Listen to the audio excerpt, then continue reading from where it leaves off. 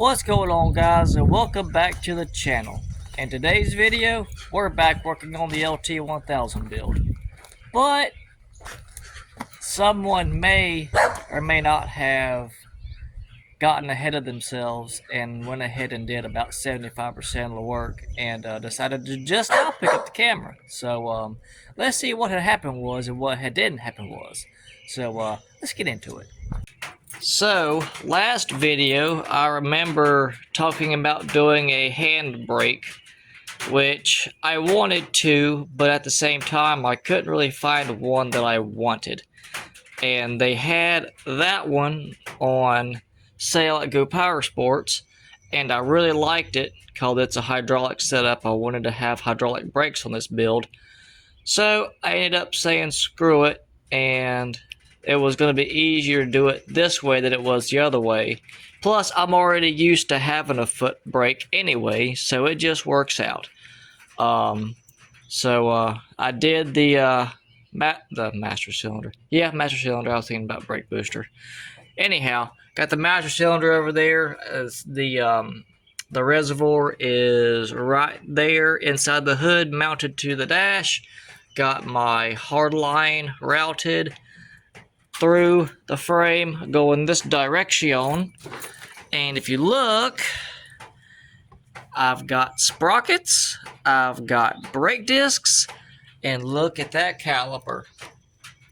That's a nice one. So yeah, made me a bracket for that out of some 1/8" flat stock that I had. Actually just went right up to the frame. I was going to kind of tilt it over to try to tie into, where's my finger? Where's my finger? Where's the finger? There's the finger. Put it like right around there. But if I'm being honest here, that setup right there is stout enough as it is. Also threw the key in that, tighten the Allen up. So she's solid. Threw the keys in both the wheels, so we're now locked. Tighten the axle up, made sure everything's center. Got my locking collars on there. Everything is just fine and dandy. I also went ahead and cut this lower part off. As you can see, that's right there. Main reason I did that, I was not really wanting to at first because I was thinking about rigidity and all that. But, I mean, I've shaken the crap out of this thing after I cut that off, and it ain't budging anyhow. So I think we're solid. If so, then we'll do something up here in the frame structure right here, because these mounts right here are solid. But the main reason I had to do it like that is because that sprocket right there will not clear unless it's over here because you have that cutout. It's not clearing that about 1/8 of an inch. So I decided to just go ahead and give myself some more clearance while I could. Just cut off flush with that so it's flush with the frame. It don't look weird. Plus, you know, I've also got to deal with 2 hitches. I'm going to probably take this one off. Because I wanted to run it from the frame right there, maybe brace it up on the inside. Probably wouldn't be a bad idea. But yeah, so far I'm liking it, so let's move to the front. And on a side note, I may or may not have drilled a hole and installed a beer holder in the exact same location, not thinking that I was going to do a handbrake. So I kind of had to do a foot brake because I primarily drive with my left hand, and I don't really use my right hand very much unless I'm actually having to maneuver something. So I got bored one evening, and I decided to throw the front fenders on this rig, and I really like them. The ones that I had set out, these are actually off of an old Murray that I scrapped, that I just happened to keep the fenders off of on the rear because they're bolt up. But yeah, I like it. I had this style on another build in the past, and I wanted to mimic that, but Yeah, this one was red. I panned it. That one was originally black. I don't know. But put some stickers on it already. That's one of my favorites. Because, you know, I welded. It held it. It ain't pretty, but it'll be fine. But, gotta have me a Mr. Horsepower on there. That we can't not have Mr. Horsepower. And, so yeah, more stickers to come. I've got maybe 2 or 3 left for either side, and that's about it. I'm gonna put a decal or something on there. I don't know yet. But the main thing, I welded up. I've got 3 holes right here in the frame. I welded up 2 of them. I'm gonna wait. The only one, well, hell, I'll show you. So the only one that I haven't welded is obviously that one, which I don't really want to unless I absolutely have to. These 2 were a pain in the butt so much as it is that I really don't want to have fool with the other one.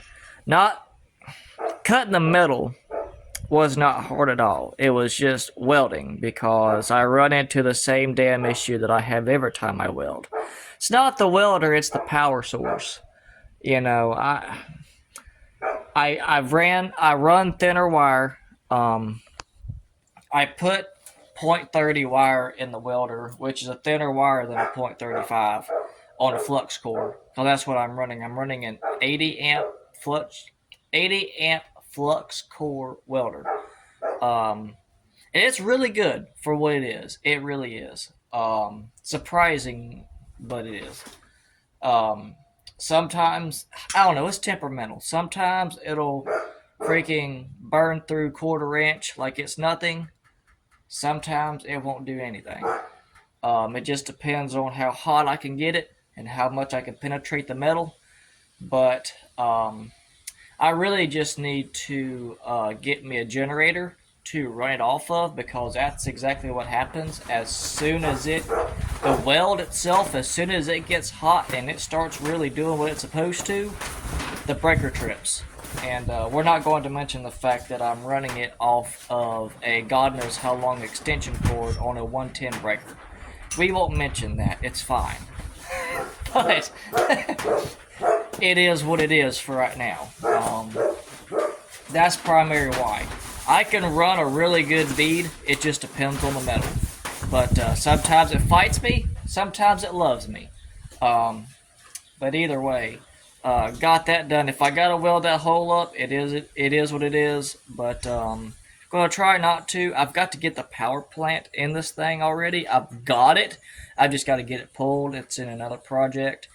But because we're going to go on a bigger engine on that one, so we're going to drop that one into here, and you'll see that in an upcoming video. But that's it on the underhood side.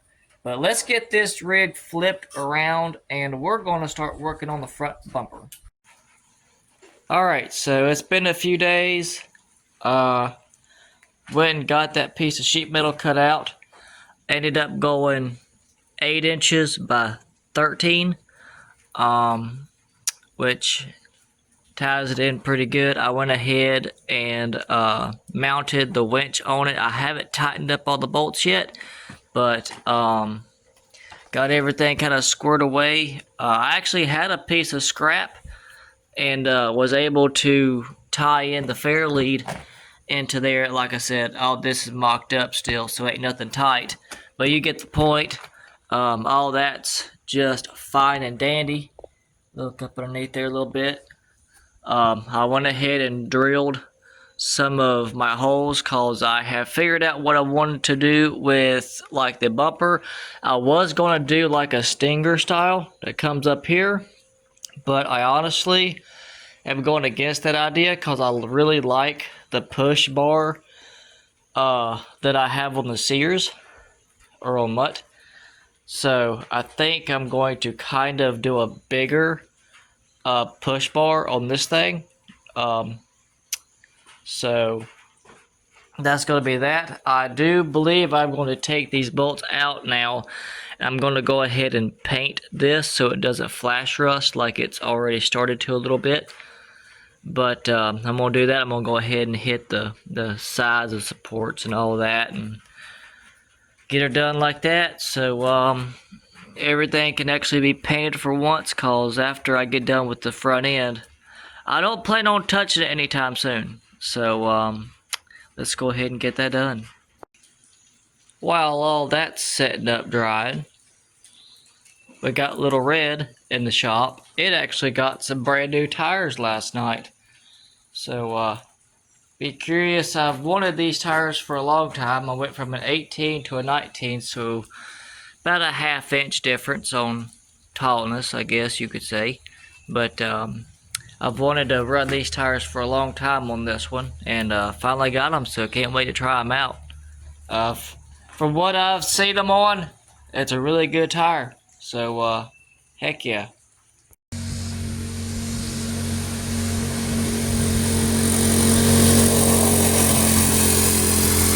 Alright, so guys, it is the next day. Went to Lowe's and got an assortment of pipes and fittings to build my bull bar for the LT build. And, well, let's just see what I come up with. I'll be dipped. That looks freaking awesome. So, yeah. That happened. I had the 2 lights. It actually came with a wiring harness, so that made my life easier. So the only thing I gotta do is really just wire it up and plug it up. But I really like the look of it. Put some elbows and some 45s in there. I kind of wanted to have this up, kind of wanted to have this offset a little bit to kind of protect the lights. I didn't really just want them having sticking out. But I like how flush it is to the fair lead. I was thinking that it was going to be a little bit more inset, but I like that it kind of comes out flush with that. But heck yeah, I dig it. I also want to add in another note that the reason that I like this style setup, as you can tell, I have the same kind of bull bar set up on the Sears as well. This is a kind of a bigger version of it. But the reason I like this so much is on these, the Stinger bumper is cool and all, but for what we do, if I get into a sticky situation to where the front end is stuck in somewhere and, you know, the back tires are spinning or whatever have you, I want to be able to get off the tractor and be able to pick this front end up and be able to physically move the front end of the tractor off of an obstacle if need be. Stinger bar, if I did that, I could still do it, but I'd be risking stabbing my chest with the bull bar, or the Stinger bar rather. Versus this, I could grab a hold to that with 1 or 2 hands and literally, there goes the drill. Anyway, you get what I'm saying. I could literally pick up the front end of the tractor. Obviously, it's going to gain probably another 100, 200 pounds with the engine and drivetrain. But either way, if need be, I can somehow or another lift up the front of the tractor using this bull bar and be able to be completely fine. So that was my whole point about doing that, is I like having a front point to where if I needed to, I can manually move this thing around. Well folks, that's just about going to wrap it up for this video. Got it pulled out of the shop for a second to shed some sunlight on this thing.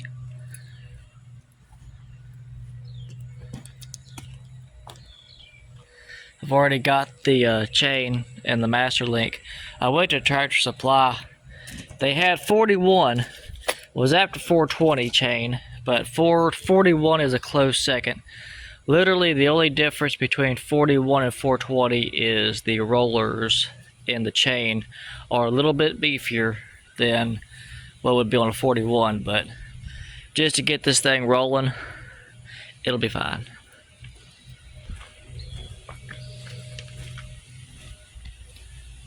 But I like it. Love that. Next video on this thing will be driveline and electrical, which that may be a longer video. Only reason behind that is, well, this thing. Number two, the wiring on this thing. I want to do it a little more sophisticated than I did the Sears, the Mutt. Um, Instead of straight wiring everything, I want to try to do like a custom fuse box deal and actually have everything relayed and wired and all that good stuff. So, because I'm gonna do some things on this build that I don't really usually do on other builds. So, in which that'll be a surprise in store for this thing anyway. But yeah, this thing's coming along pretty nicely. Not really a whole lot left on this thing for it to be running and driving. Just a lot of tedious crap that don't half feel like doing, but I gotta get done. Got wiring, the drive line, and just a couple of just real small itty bitty things. That's about it. This thing is pretty much solid, and I like it. Anyhow, see y'all in the next one.